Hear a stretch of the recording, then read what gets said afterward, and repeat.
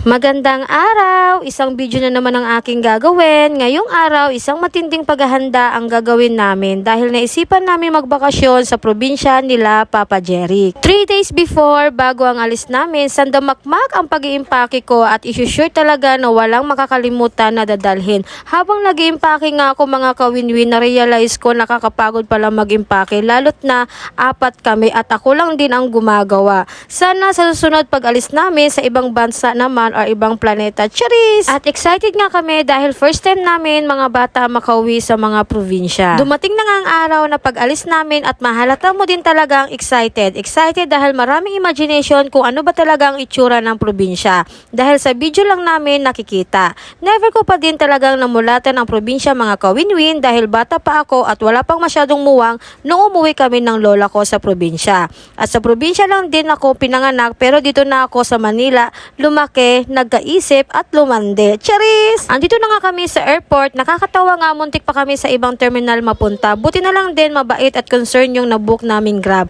Akala namin terminal 2 kami, ayun naman pala terminal 3 kami. At pagpasok nga namin sa loob, na delay pa yung flight namin ng 1 hour. Kaya kumain muna kami at grabe naman talaga, totoong napakamahal ng paninda dito sa loob ng airport. Kaya yung iba nagtitiis magbaon at hindi kumain. Habang nag-aantay kami, ginawa namin yung video na papanood ko sa mga TikTok at Facebook. At natatawa nga ako sobra dahil nahihiya ako at dahil maraming tao pero couple mooks na lang din talaga.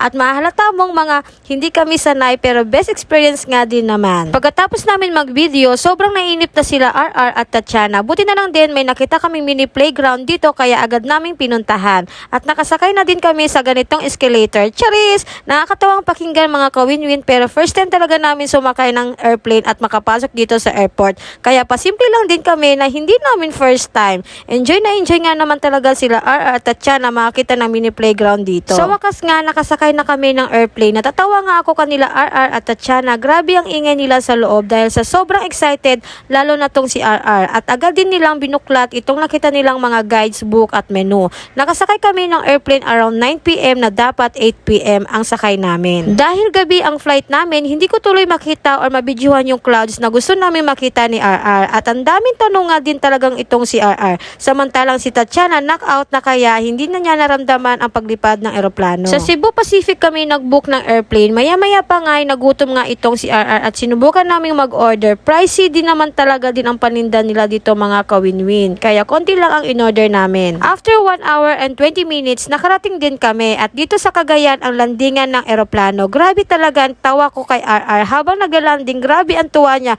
Best experience nga daw. Ang kulit ng airport nila dito, napakaliit, halatang hindi ka maliligaw at mapapagod. Hindi tulad sa Manila, halos maligaw-ligaw ka at grabe din ang lakad mo. Ramdam ko na talaga andito na kami dahil naririnig ko sa mga tao ang dialect nila at marami na ako nababasang dialect din nila at nakita din namin ito na simbolo ng ating kultura kaya agad kong binidyohan. Maya-maya pa ay nakasakay na kami sa nirentahan namin sasakyan dito. Nagrent kami ng sasakyan dito sa Cagayan para naman hindi kami mahirapan sa bakasyon namin. Kung saan namin trip pumunta, 2 linggo lang ang bakasyon namin kaya dapat sulitin. Pasado 10 PM na nga kami nakarating dito sa gitna lang ng Cagayan at Iligan ng airport dito. Una nga namin pinuntahan dito sa lugar ng lola ni Papa Jeric, nasa tabing dagat lang sila nakatira at pinakain nga kami netong siyang-syagan kung tawagin. Sa Manila naman, ang tawag ata dito ay dulong. At grabe nga naman talaga mga kawinwin, sobrang fresh at sobrang sarap. Kinilaw ang ginawa nila dito at ang sarap ng suka na ginamit nila. Hindi talaga halatang naparami ako ng kain at masarap din siyang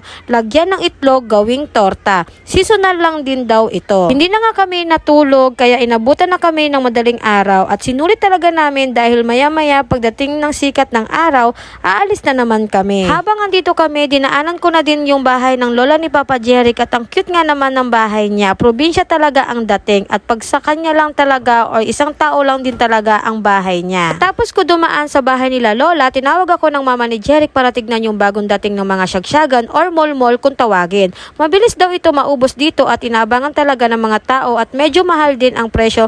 Kahit mahal, talagang binibili ng mga tao dahil bihira lang daw ito at masarap. Ang sarap nga naman talaga pagmasdan ang dagat habang sumisikat na ang araw. Mga kawinwin, hanggang dito na lang. Sana nag-enjoy kayo sa sunod na vlog.